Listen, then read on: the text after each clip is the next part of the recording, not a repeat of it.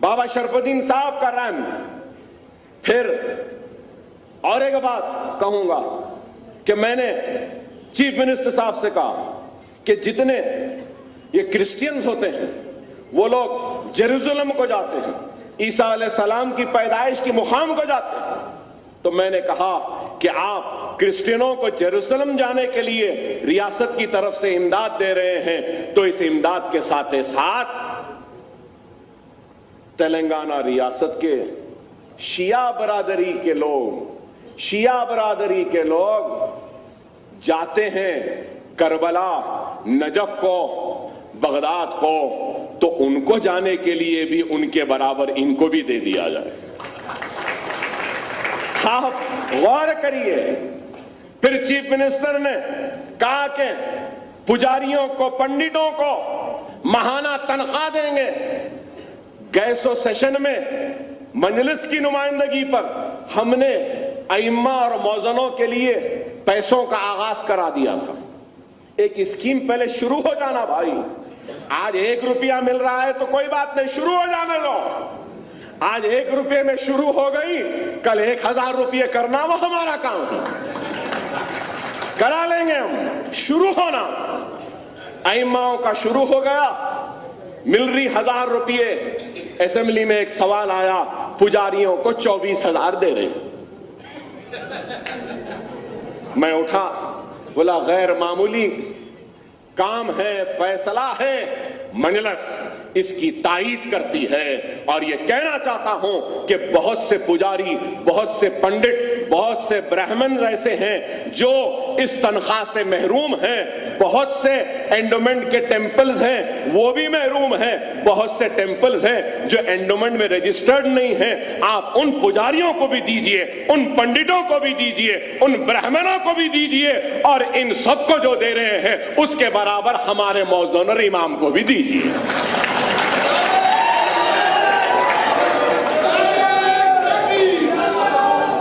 ہم خلاف نہیں ہیں، برابر دیو، پنڈتوں کو، برہمنوں کو، پجاریوں کو 25 نہیں 50,000 دو، ہم تائید کریں گے اس کی۔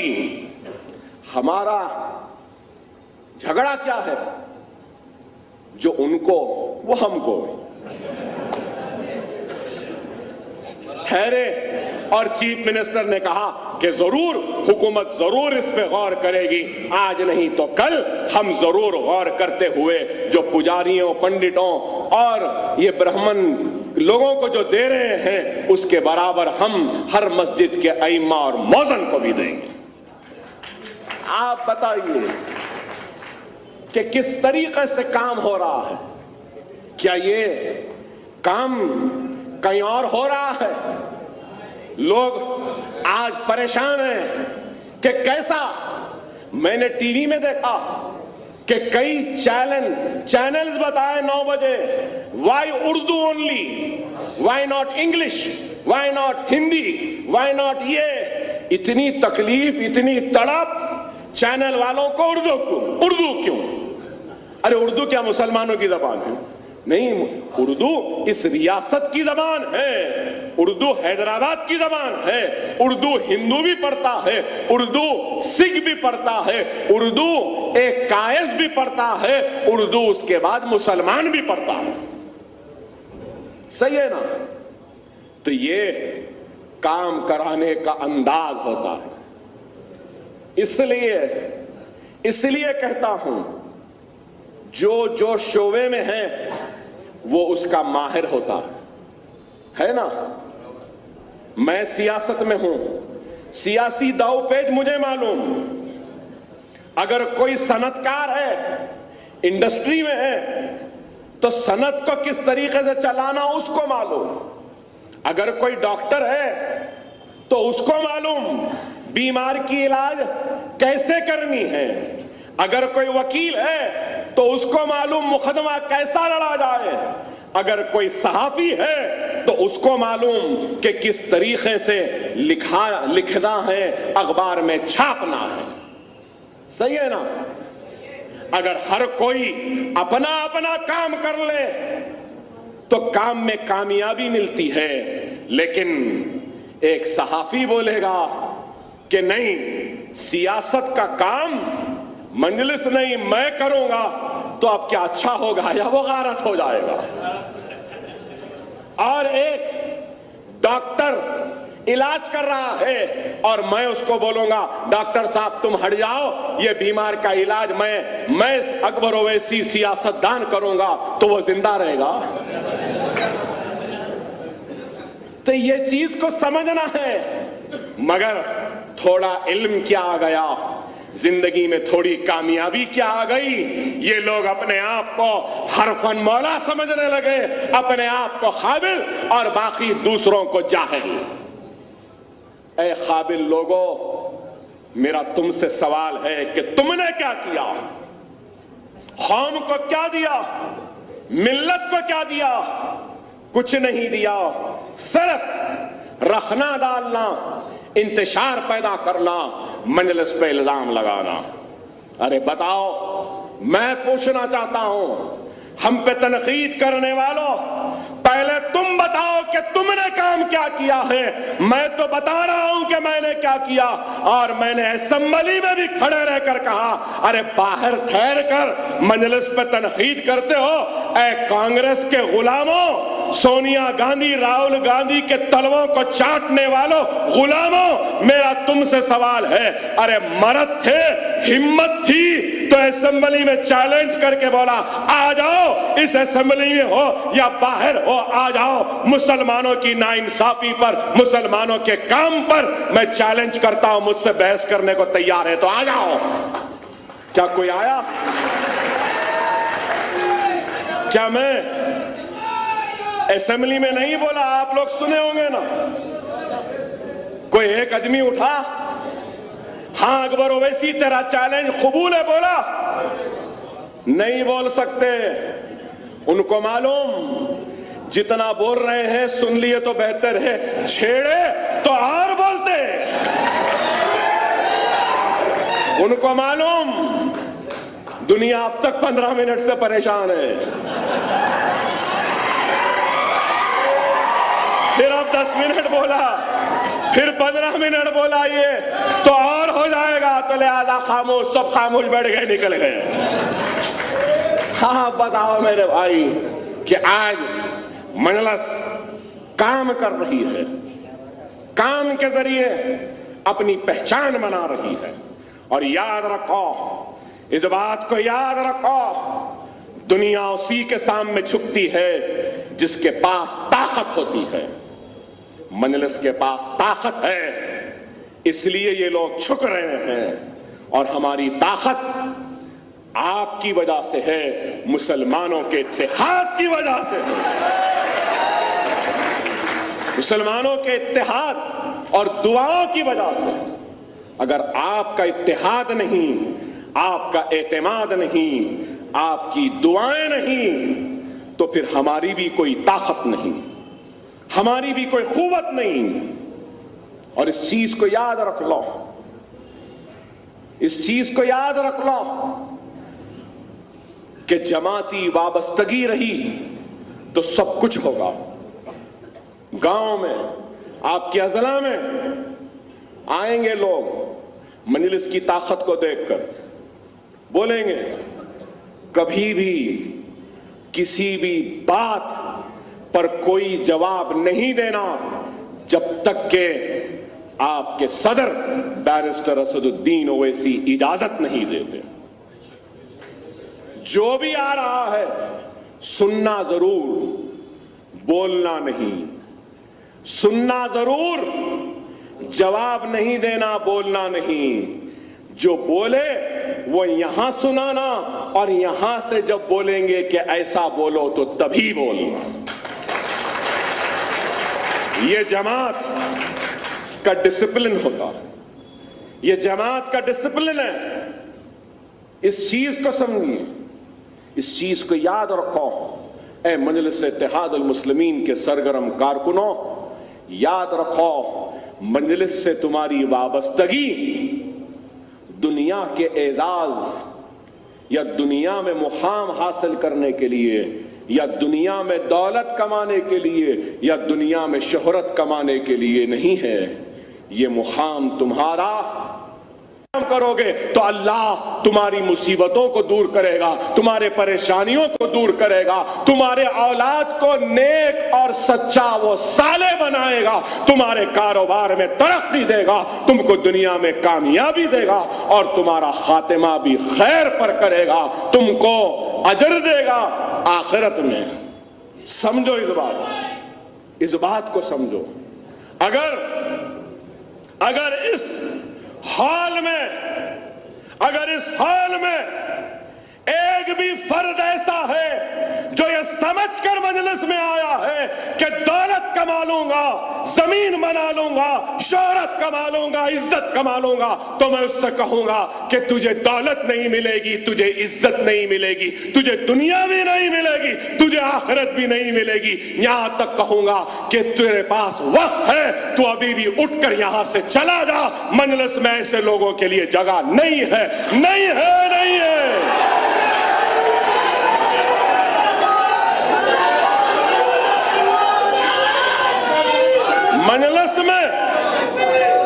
مجلس میں جگہ ہے تو اخلاص والوں کے لیے ہے, مجلس میں جگہ ہے تو ایمان والوں کے لیے ہے, مجلس میں جگہ ہے تو آخرت کی فکر کرنے والوں کے لیے جگہ ہے.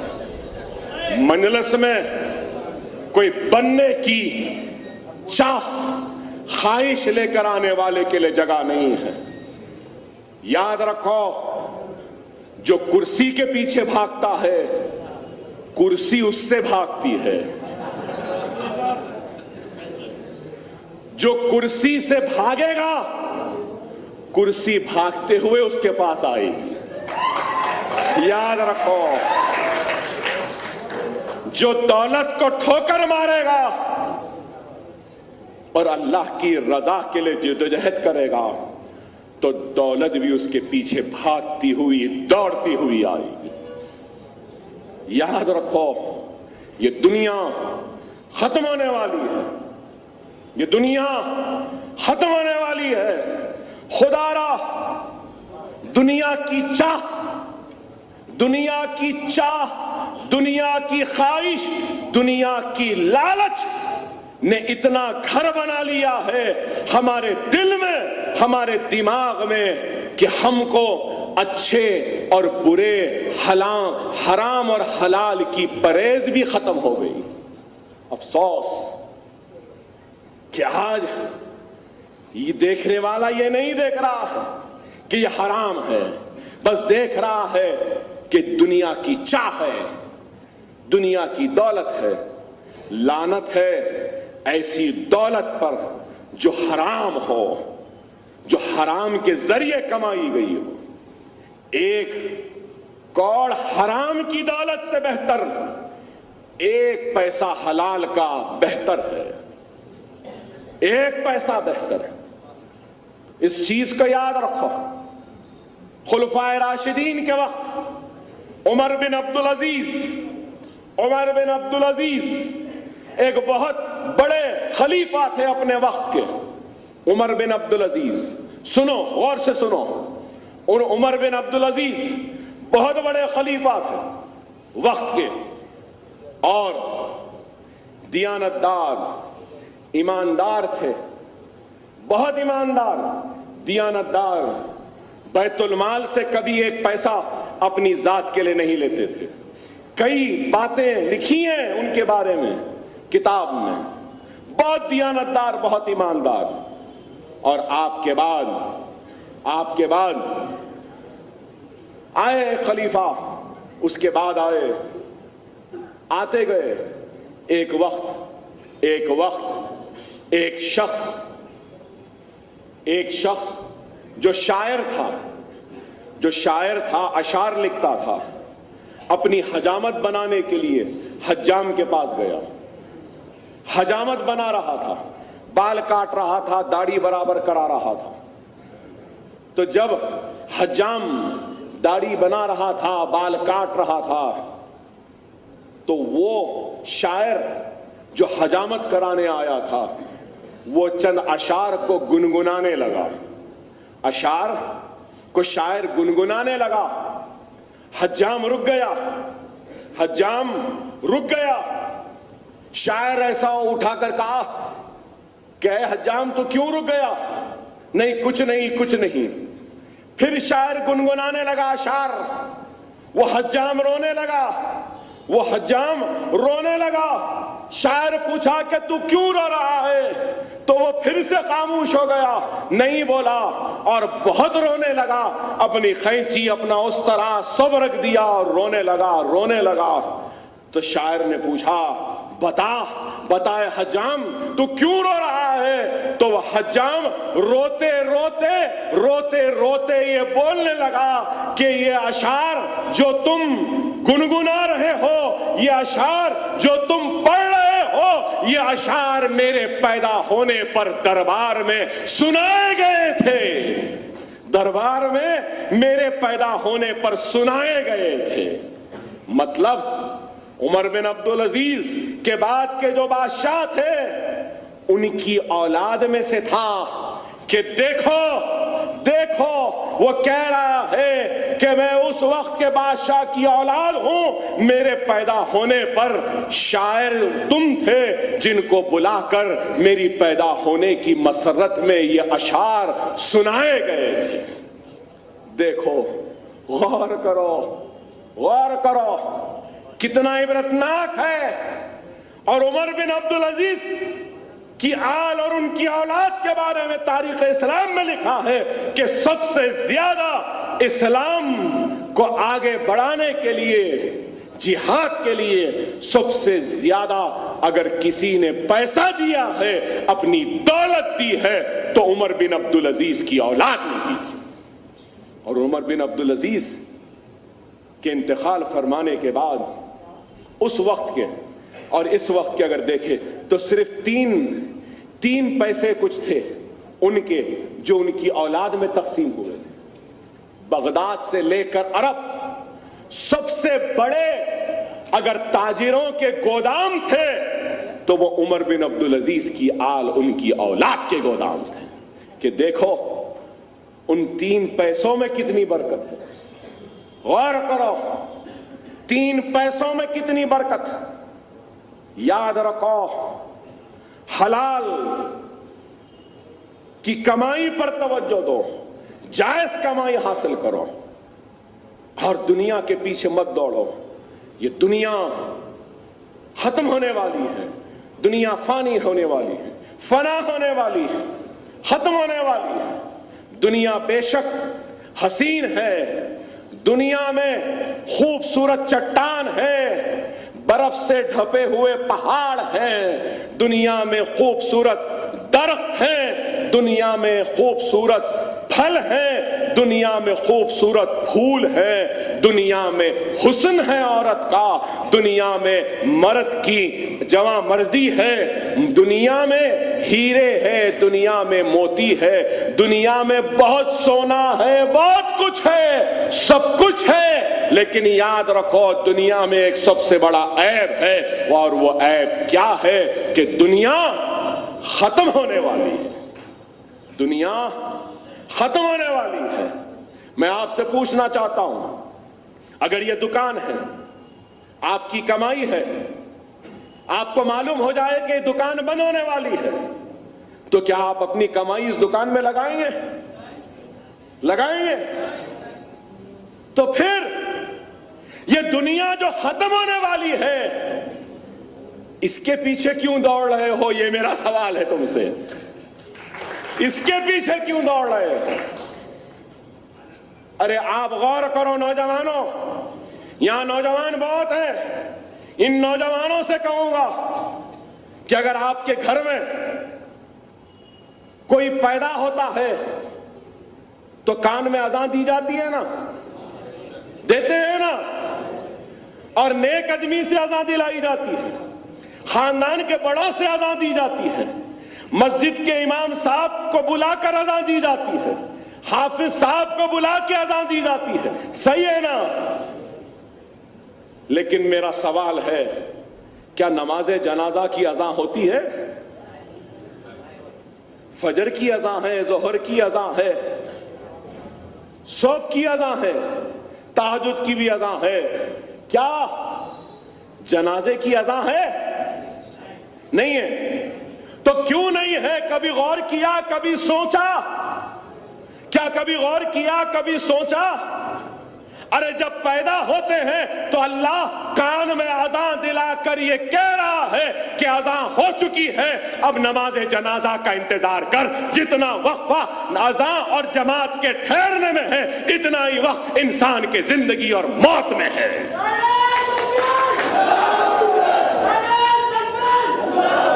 تو کیا آپ اتنی چھوٹی سی زندگی کے لیے دوڑتے رہیں گے؟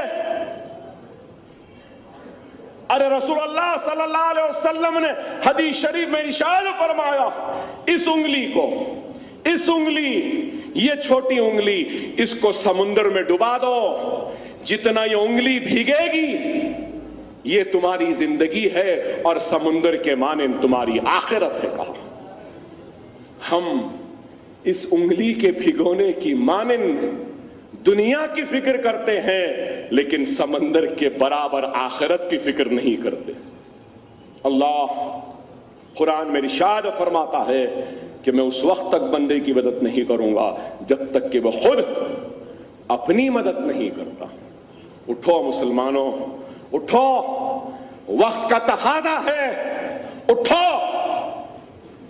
اپنے صفوں میں اتحاد کا پیدا کرو, اپنے روٹھے ہوئے اللہ کو منا لو, اپنے گناہوں سے توبہ کرو, سجدے میں گر جاؤ, گڑ گڑاؤ, اللہ سے معافی مانگو, اللہ سے معافی مانگو. رسول اللہ صلی اللہ علیہ وسلم حدیث شریف میں ارشاد فرماتے کہ اللہ کو اپنے بندے کے کئی اعمال پسند ہیں, ان میں سے سب سے زیادہ ایک عمل ہے جو اللہ کو بہت پسند ہے. وہ عمل کون سا ہے؟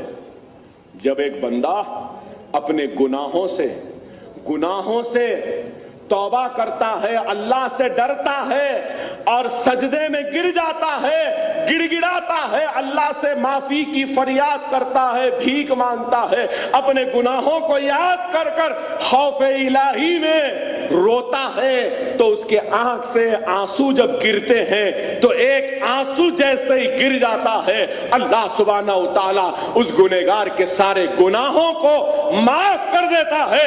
ایسا معاف کر دیتا ہے کہ جیسے وہ ابھی ابھی اپنے ماں کے پیٹ سے نکل کے دنیا میں قدم رکھا. سنے, سمجھے,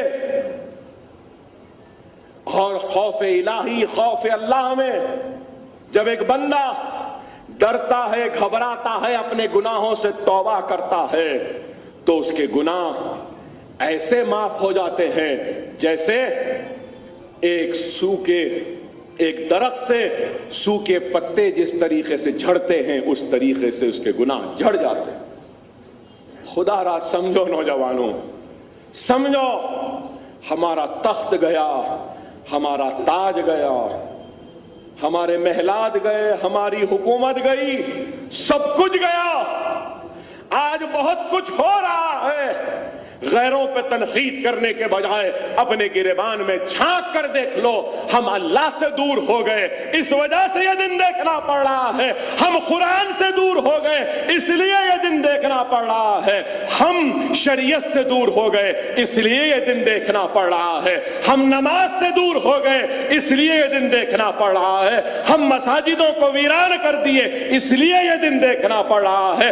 ہم غریبوں کی مدد کرنے سے دور ہو گئے, اس لیے یہ دن دیکھنا پڑ رہا ہے. ہم یتیموں کا سہارا نہیں بن رہے ہیں, اس لیے یہ دن دیکھنا پڑ رہا ہے. ہم حلال سے زیادہ حرام کے پیچھے بھاگ رہے ہیں, اس لیے یہ دن دیکھنا پڑ رہا ہے. ہم آخرت کو چھوڑ دنیا کے پیچھے دوڑ رہے ہیں, اس لیے یہ دن دیکھنا پڑ رہا ہے. اس لیے یہ دن ہے.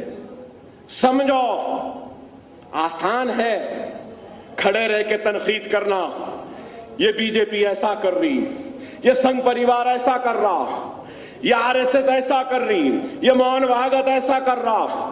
ارے بہت اچھا ہے, آسان ہے, آپ نعرے بھی لگائیں گے, چیخیں گے, چلائیں گے بھی, لیکن خدا را ان سب چیزوں سے پہلے آپ یہ دیکھو کہ آپ کی غلطی کیا ہے. آپ نے کیا غلطیاں کی؟ اگر آپ اپنی زندگیوں میں اصلاح نہیں کریں گے تو پھر ایسے ہی تباہی وہ بربادی کو ہم کو دیکھنا پڑے گا۔ خدا را آج میں آپ سے کہنا چاہتا ہوں، آج لوگ کہتے ہیں سینسس کہتا ہے 17 کروڑ، کوئی 20 کروڑ، میں اپنی ہر تقریر میں 25 کروڑ کہتا ہوں مسلمان۔ ٹھیک ہے، 25 ہونے دو، 17 ہونے دو، 20 ہونے دو، آج ہے نا، یہ آج ہے نا، تو 1000 برس پہلے کتنے تھے ہوں گے؟ 1000 برس پہلے کتنے تھے ہوں گے؟ کیا اتنے ہی تھے؟ اتنے ہی تھے؟ نہیں تھے نا۔ 1000 برس تو 1000 گنا کم تھے ہوں گے، صحیح ہے نا؟ جب کم تھے تو سر پہ تاج تھا، جب کم تھے تو بیٹھنے کو تخت تھا، جب کم تھے تو اشاروں سے حکومت ہوتی تھی۔ کیوں؟ اس لیے کہ کم تھے لیکن سر اللہ کی بارگاہ میں جھکتا تھا، ہاتھ اللہ سے مانگتے تھے، اس لیے اللہ نے ان سروں کی حفاظت کی، ان سروں پہ تاج پہنائے، بیٹھنے کے لیے تخت دے دیا۔ سمجھو میری اس بات کو۔ شہنشاہ بابر کثرت سے شراب پیتے تھے۔ پالیسی وہ پروگرام آپ کے سامنے رکھتی ہے۔ مجلس اتحاد المسلمین اپنے کارکنوں کو اپنے پالیسی اور اپنے پروگرام سے واقف کرواتی ہے، اور اس کی وجہ یہ ہوتی ہے کہ اگر ہمارا کارکن ہمارے پالیسی اور پروگرام سے ناواقف ہوگا تو وہ عوام کو کس طریقے سے مطمئن کرائے گا، عوام کے سوالات کا کس طریقے سے جواب دے گا۔ اس لیے ان اجلاسوں کے ذریعے ہم اپنے کارکنوں کے سامنے نہ صرف مسائل کو رکھتے ہیں، نہ صرف حالات کو رکھتے ہیں یا پھر وقت کے تقاضوں کو رکھتے ہیں، بلکہ ان حالات، ان مسائل کا کس طریقے سے مقابلہ کیا جائے ایک مکمل پالیسی اور پروگرام آپ کے سامنے رکھتے ہیں۔ اور آج اس بات سے کوئی انکار نہیں کرے گا کہ ہندوستان میں اور ہندوستان کے سیاسی شور و غل میں کئی آوازیں سنائی دیتی ہیں، ہر طبقے کی نمائندگی ہوتی ہے، ہر ذات یا ہر کسی کی اپنی آواز ہے، ان کی اپنی پہچان ہے، تو ان کے لیڈر ہیں۔ اور اگر میری مراد اس بات سے ہے کہ ہندوستان کے اس سیاسی شور و غل میں برہمنوں کی بات ہے تو شتریا کی بات ہے، اس سیاسی شور و غل میں راجپوتوں کی آواز ہے تو اس سیاسی شور و غل میں پٹیلوں کی آواز ہے، تو گجروں کی آواز ہے، تو جاٹ کی آواز ہے، تو یادوں کی آواز ہے، تو بہوجن کی آواز ہے، ریڈی کی آواز ہے، تو کما کی آواز ہے، کاپو کی آواز ہے، تو ویلما کی آواز ہے، بیکورڈ کلاس کی آواز ہے، تو پھر پاٹلوں کی آواز ہے، مراٹھوں کی آواز ہے، ہر ایک کی آواز ہے۔ اور اس سیاسی شور و غل میں اگر ایک چھوٹی سی آواز ہندوستان کی سب سے بڑی اقلیت کی اگر سنائی دیتی ہے تو الحمدللہ وہ مجلس اتحاد المسلمین کی آواز ہے۔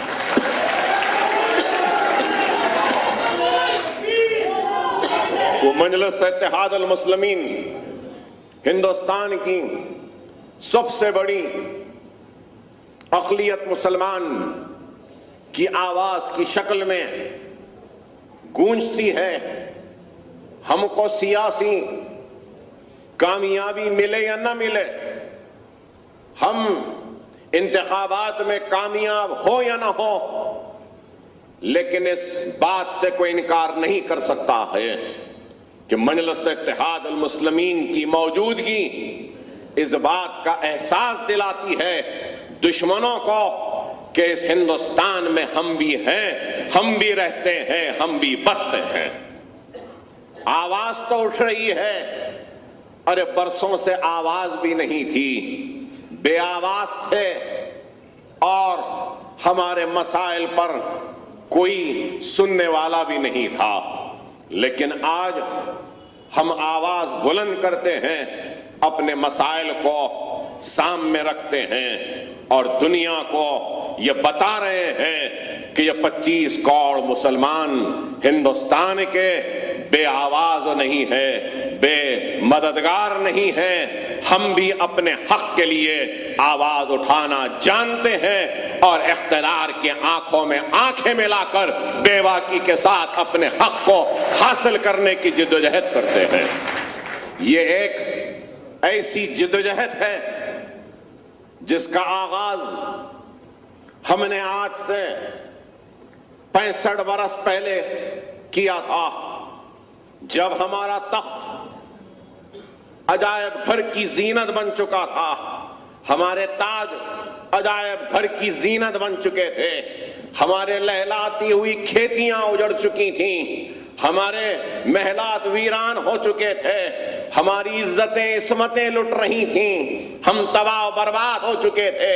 میری مراد ہندوستان کی آزادی کے بعد آپریشن پولو سے ہے، پولیس سیکشن کے وقت کی ہے کہ ایسے برے حالات تھے کہ ریاست حیدرآباد شولوں کی لپیٹ میں تھا، تخت و تاج لٹ چکا تھا، سلطنت آصف جاہی کا خاتمہ ہو چکا تھا، جاگیریں لٹ چکی تھیں، منصب لٹ چکے تھے، محلات ویران ہو چکے تھے اور ہمارا سب کچھ چلا گیا تھا، عزتیں لٹ رہی تھیں، عصمتیں لٹ رہی تھیں، کبھی جالنا جل رہا تھا تو کبھی بیڑ جل رہا تھا، کبھی اورنگ آباد میں چیخ و پکار تھی تو کبھی حیدرآباد میں تھی، کبھی یہ عالم تھا کہ بیدر، گلبرگہ، رائچور یہ سارے علاقوں میں صرف قتل و غارت گیری تھی۔ لکھنے والوں نے یہاں تک لکھا کہ 1.5 لاکھ کی تعداد میں قتل عام ہوا تھا اور 1.5 لاکھ کی تعداد میں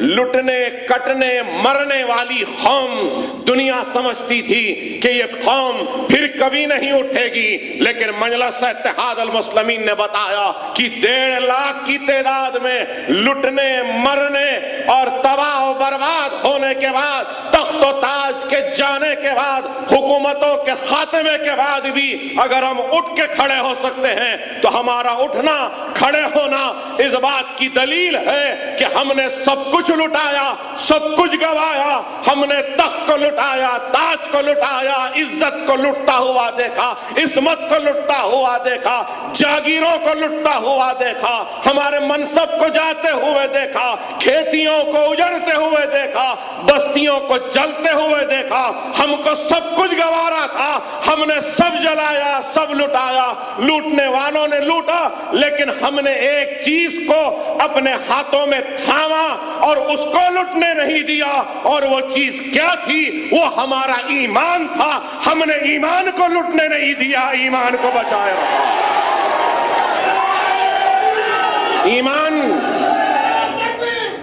ایمان کو ہم نے اپنے ہاتھوں سے پھسلنے نہیں دیا، سب کچھ لٹایا لیکن ایمان کی حفاظت کی۔ وہ قوم جو اپنے ایمان کی حفاظت کرتی ہے، وہ قوم تخت و تاج کے لٹنے کے بعد بھی ختم نہیں ہوتی۔ یہ پیغام مجلس اور ہم حیدرآباد والوں نے دنیا کو دکھایا اور بتایا اور دیا ہے کہ تخت و تاج، دولت، شہرت، محلات، جاگیر، منصب، یہ سب کچھ نہیں ہے۔ اگر کچھ ہے تو وہ ایمان ہے، اور اس ایمان کو ہم نے بچایا اور اس ایمان کے ذریعے اپنی جدوجہد کا آغاز کیا۔ جب جدوجہد کا آغاز کیا تو لوگ کہتے تھے کہ کیا ضرورت ہے مجلس کی، 1.5 لاکھ مسلمان کٹے، کیا اور مسلمانوں کو کٹانا چاہتے ہیں عبدالواحد اویسی کہ مجلس اتحاد المسلمین کہیا کر رہے ہیں؟ لیکن ہم نے، ہمارے اسلاف نے ان باتوں کی پرواہ نہیں کی۔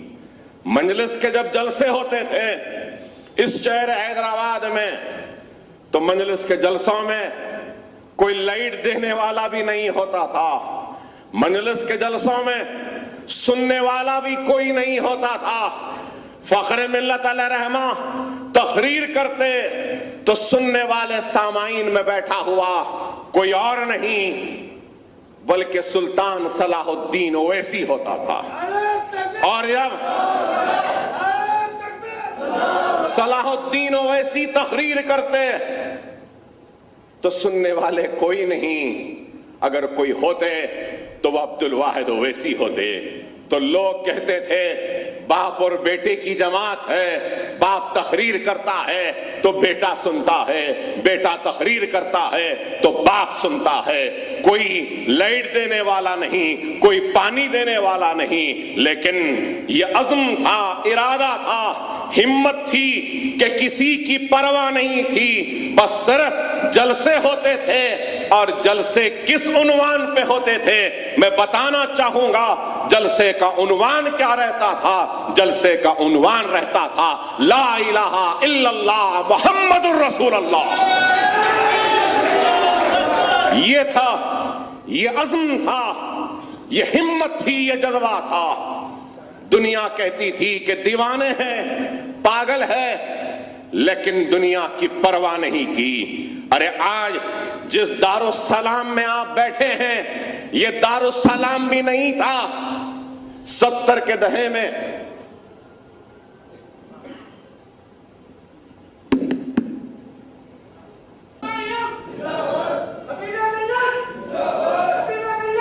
تو حضرات میں آپ سے یہی کہہ رہا تھا کہ جس دارالسلام میں آج ہم تشریف فرما ہے یہ دارالسلام بھی مجلس کے پاس نہیں تھا۔ 1970 کے دہے میں 73 74 72 یہ دور میں 70 میں دارالسلام کے مقدمے کا فیصلہ آیا اور اس کے بعد دارالسلام حاصل ہوا۔ تو آپ اندازہ لگائیے کہ مجلس اتحاد المسلمین نے کس دور میں، کیسے دور میں اپنے جد و جہد کا آغاز کیا۔ اور جو مجلس اتحاد المسلمین نے اپنی جد و جہد کا آغاز کیا تو مجلس کا منشا و مقصد یہی تھا، اور سب سے پہلا اگر کوئی نعرہ تھا تو وہ یہ تھا کہ کلمے کی بنیاد پہ مسلمانوں کو منظم و متحد کیا جائے گا۔ اور دوسرا اگر مجلس کا نعرہ تھا تو وہ یہ تھا کہ مسلمانوں کی تعلیمی پسماندگی کو دور کریں گے، معاشی پسماندگی کو دور کریں گے، اور آخری نعرہ یہ تھا کہ مجلس اتحاد المسلمین سیاسی جدوجہد کرے گی اور انتخابات میں حصہ لے گی۔ مجلس اتحاد المسلمین کا حیا کے وقت پہلا نعرہ یہ نہیں تھا کہ ہم انتخابات میں حصہ لیں گے یا سیاسی جدوجہد کریں گے۔ مجلس اتحاد المسلمین اگر آج سیاست میں ہے تو صرف اس لیے ہے کہ وہ سیاست کے ذریعے اپنی حق تلفی پر، اقتدار کے منصب پر، کرسیوں پر بیٹھنے والے لوگوں سے اپنے حق کو حاصل کر سکیں۔ مجلس اتحاد المسلمین اگر سیاست میں ہے تو ناانصافی پر اس انصاف طلب کرنے کے لیے سیاست میں ہے۔ مجلس اتحاد المسلمین سیاست میں ہے تو مجلس اتحاد المسلمین جمہوری جدوجہد کے ذریعے دستور میں جو حقوق دیے گئے ہیں اقلیتوں کو، بالخصوص مسلمانوں کو، ان کو حاصل کرنے کے لیے سیاست میں ہے۔ مجلس اتحاد المسلمین اگر سیاست میں ہے تو مجلس اتحاد المسلمین ان لوگوں کو جواب دینے کے لیے ہے جو لوگ ہندوستان میں مسلمان کو دوسرے درجے کا شہری سمجھتے ہیں۔ ہم ان کو بتانا چاہتے ہیں کہ ہم دوسرے درجے کے شہری نہیں ہیں۔ جتنا حق ایک دوسرے کا ہے اتنا ہی حق ہمارا اس ملک پر ہے، اور ہمارا بھی دستوری حق ہے جو ہم مطالبہ نہیں کر رہے ہیں بلکہ ہم چاہتے ہیں کہ جو ہمارا حق ہے وہ ہم کو دے دیا جائے۔ مجلس اگر سیاست میں ہے تو بے آواز لوگوں کی آواز بننے کے لیے سیاست میں ہے۔ مجلس اتحاد المسلمین آج سیاست میں ہے تو صرف اس لیے نہیں ہے کہ صرف اقتدار کے کرسیوں پر بیٹھے رہے یا چمٹ کر اسمبلی کے رکن بن جائیں، بلدیہ کے رکن بن جائیں یا پارلیمنٹ کے رکن بن کر اقتدار کے کرسیوں کی زینت بن کے بیٹھنا ہمارا مقصد نہیں ہے۔ ہمارا مقصد یہ ہے کہ ہماری قوم میں، ہماری ملت میں، ہمارے مسلمانوں کی زندگیوں میں خوشحالی آ جائے، ان کے زندگیوں میں ایک نئی روشنی کی کرن آ جائے، یہ ہمارا مقصد ہے، یہ ہمارا نصب العین ہے۔ ہم چاہتے ہیں کہ سیاسی جدوجہد کے ذریعے ہم کو وہ سارے حقوق ملے جو ایک دوسرے شہری کو اس ہندوستان میں ملتے ہیں۔ یہی ہے مجلس اتحاد المسلمین کا مقصد، اور مجلس اسی مقصد کو لے کر آگے بڑھتی رہی، کام کرتی رہی۔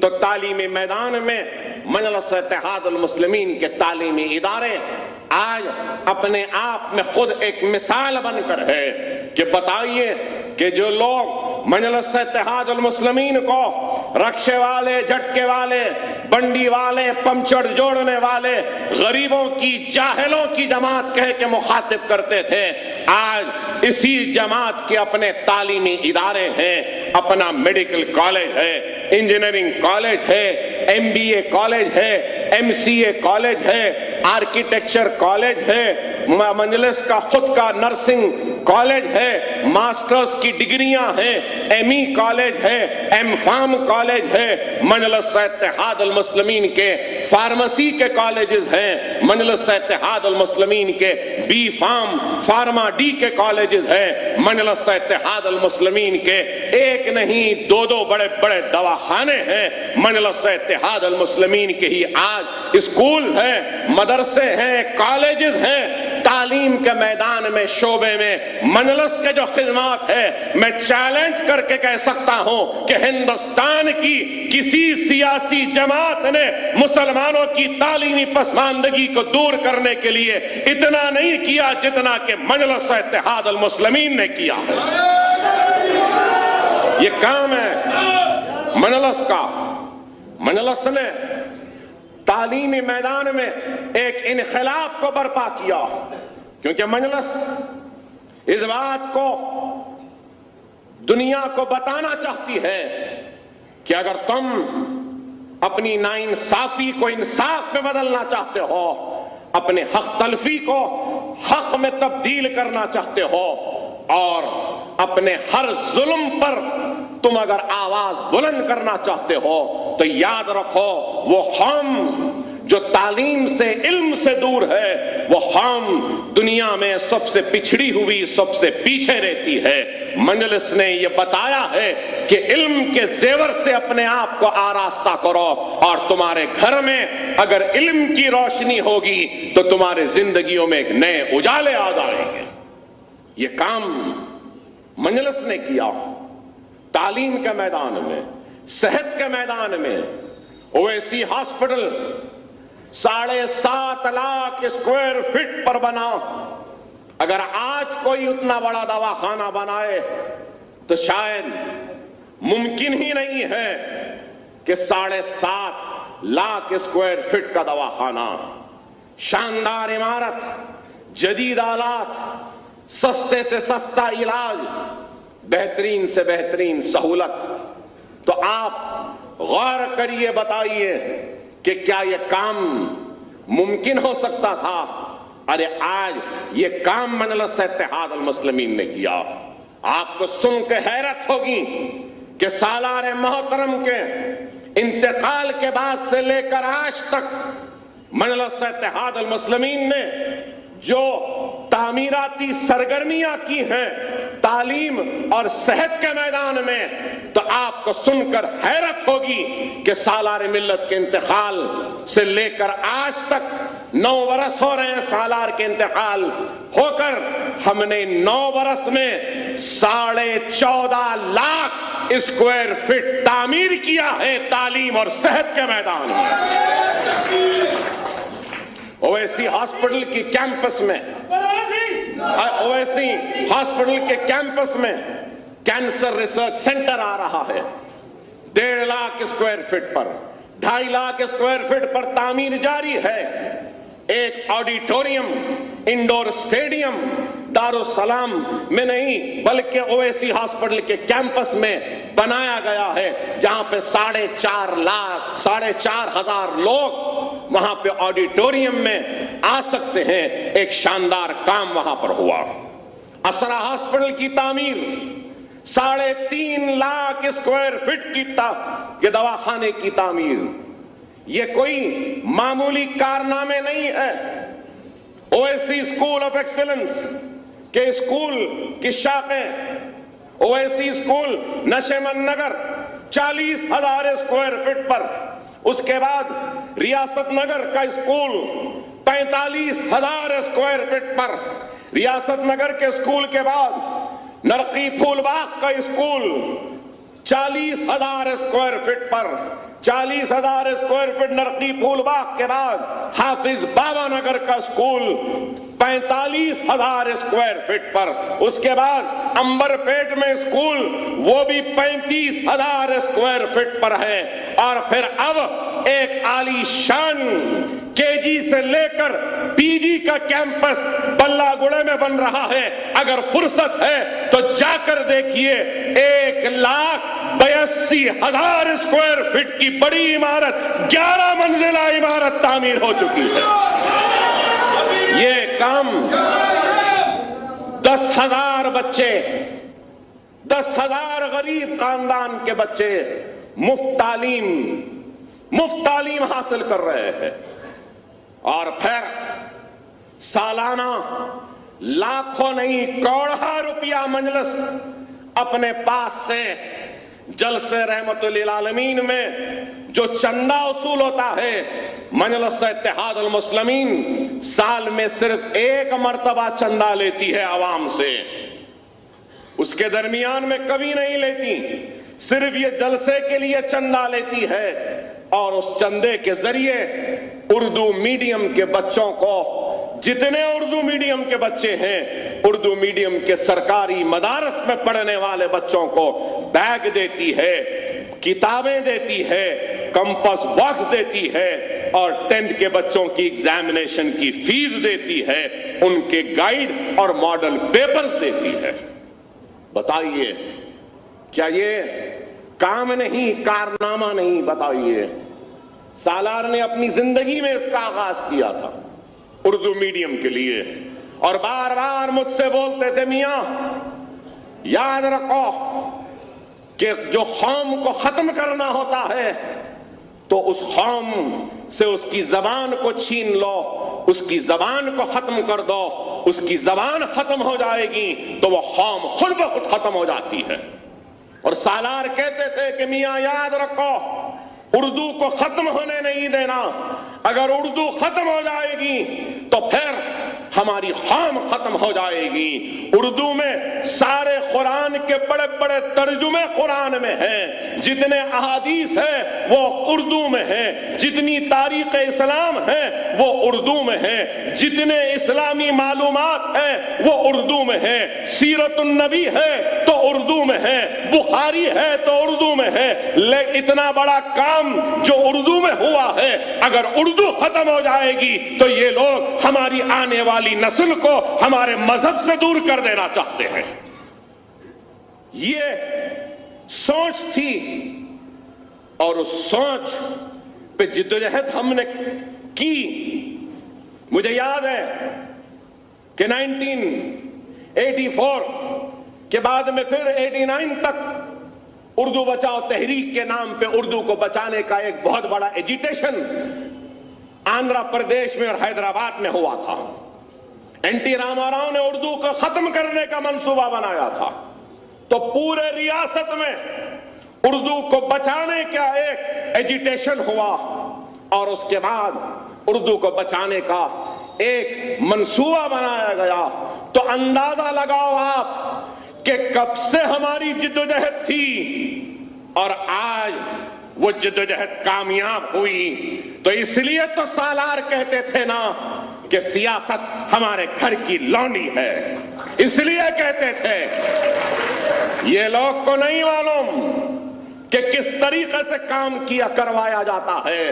ارے ہم کو معلوم سیاست کیا ہے. سیاست صحیح وقت پہ صحیح فیصلے کا نام سیاست ہے. اور وقت کو ہم نے بنایا، پیدا کیا حالات کو، اور لا کر ایسے حالات میں، ماحول میں گھیر لیا کہ ہمارے مطالبے کو تسلیم کرنے کے لیے وقت کے چیف منسٹر کو مجبور ہونا پڑا. کیا یہ کارنامہ نہیں ہے کہ ریاست تلنگانہ میں ریاست کی دوسری سرکاری زبان الحمدللہ اردو ہے؟ کیا یہ کارنامہ نہیں ہے؟ جموں کشمیر کی سرکاری زبان اردو ہے. دہلی میں دوسری سرکاری زبان پنجابی کے ساتھ اردو ہے. یو پی میں ایڈیشنل لینگویج ہے، سیکنڈ آفیشل نہیں ہے. بہار میں ایڈیشنل لینگویج ہے 12 زبانوں کے ساتھ. ویسٹ بنگال میں 16 زبانوں کے ساتھ ایڈیشنل لینگویج ہے. اردو اس میں 16 میں ایک ہے. لیکن ہندوستان کی واحد ریاست، ایک ریاست جہاں پہ اردو دوسری سرکاری زبان ہے تو وہ ریاست تلنگانہ ہے. مجلس اتحاد المسلمین کی کامیابی. کیا یہ کامیابی نہیں؟ آپ بتاؤ جو مجلس پہ تنقید کرتے ہیں، میں ان سے پوچھنا چاہتا ہوں، ایسے اس فرقہ پرستی کے دور میں جب گائے کے نام پر مارا جا رہا ہے، لو جہاد کے نام پہ پیٹا جا رہا ہے، ایسے ان حالات میں اردو کو دوسری سیاسی زبان کا موقف حاصل کروانا کیا کوئی معمولی کام ہے؟ ارے سمجھنے والے ہی سمجھیں گے، جاننے والے ہی جان سکیں گے کہ صرف اردو کو دوسری سرکاری زبان کا مطلب کیا. اردو اس ریاست میں تیلگو کے برابر ہو گئی. تیلگو کی جو اہمیت، تیلگو کے جو مراعات، تیلگو کی جو خصوصیت، اس کے برابر اردو کی خصوصیت ہو چکی. آپ غور کریے. پھر دوسری سرکاری زبان بن گئی تو لوگ بولے اکبر صاحب بابا آپ کیا کریں زندگی میں؟ نہیں، مجلس ایسا نہیں کرنا تھا، مجلس ویسا نہیں کرنا تھا، مجلس اتنے نہیں لڑنا تھا، مجلس اتنا نہیں لڑنا تھا، مجلس کے صدر اتنا نہیں جانا تھا، اکبر صاحب اور جانا تھا، نہیں جانا تھا. ارے بابا تم اپنی زندگی کے بارے میں بتاؤ. تمہارے گھر میں کتنی خوشحالی ہے؟ تمہارے بھائی تمہارے سے مطمئن ہے؟ تمہارے گھر میں تمہارے ماں تم سے راضی ہے؟ تمہارے باپ کی خدمت کر رہے ہیں، اپنی اولاد کو اچھا مستقبل دے رہے ہیں. زندگی میں پوری ناکامی دیکھے نا تو ان لوگوں کے پاس یہ جو ہم کو مشورے دیتے. ارے بھائی چلو، ہم ہزاروں ووٹ لے رہے ہوں گے، لاکھوں نہیں لے رہے، آپ ایک ووٹ لے سکتے؟ ہم پہ انگلی اٹھانے والے، تمہاری حیثیت نہیں ہے ایک ووٹ لینے کی اور مشورے دے رہے ہم کو. آپ غور کرو. خیر اللہ نے بھی کیا جواب دیا ان کو؟ ہم تو خاموش تھے، اللہ 32 کے ذریعے 32 ہی برخاست کر دی. تو یہ ہے، اللہ دیتا ہے. مہاراشٹر میں بھی یہ لوگ بیٹھے ہیں، محنت کر رہے ہیں، معمولی بات نہیں ہے. گئے اور 2 MLA جیت کے آئے. آیا نہیں آئے؟ اور پھر کارپوریٹرز آئے، آج بول رہے ہیں مجلس میں ہار گئی، ہوتا ہے بعض وقت، ہوتا ہے، گرتے ہیں شہسوار میدان جنگ میں، ارے ہم تو گریں گے، اٹھیں گے، پھر دوڑیں گے، رکنے والے نہیں ہیں، رکنے والے نہیں ہیں۔ اللہ جب تک حیات دی ہے ہم جدوجہد کریں گے، محنت کریں گے، کوشش کریں گے اور کبھی بھی رکیں گے نہیں جب تک کہ ہم کو ہماری منزل نہیں مل جاتی۔ اور انشاءاللہ تعالی مجلس اتحاد المسلمین ہندوستان کے مسلمانوں کے دلوں کو فتح کرے گی، فتح کرے گی، آگے بڑھتے جائے گی، آگے بڑھتے جائے گی، اس وقت تک بڑھے گی کہ جب تک کہ ہر مسلمان کے دل میں اپنے لیے جگہ نہیں بنا لیتے۔ انشاءاللہ کام کریں گے۔ بہرحال بہت سی باتیں ہیں، بہت کچھ ہے، ابھی بھی بول سکتا ہوں بھائی۔ پھر لوگ بولتے ہیں کہ اکبر صاحب کی طبیعت صحیح نہیں ہے۔ ہاں طبیعت صحیح نہیں ہے، مزاج خراب ہے، کھانا نہیں کھا سکتا، پیٹ میں بہت تکلیف ہوتی ہے، سو نہیں سکتا، کروٹ نہیں لے سکتا، لیکن یہ سارا درد اپنی جگہ ہے۔ آپ لوگوں کے بھروسہ، دعائیں و اعتماد اور یہ نعرے بازی، یہ اتنی بڑی طاقت ہے، ہمت ہے کہ میرے سارے درد کو بھلا دیتی ہے۔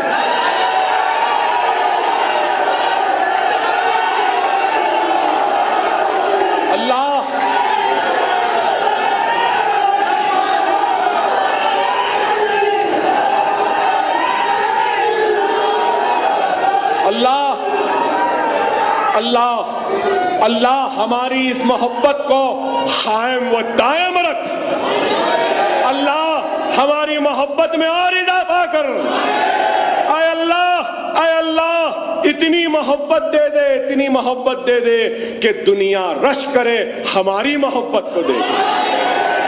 اے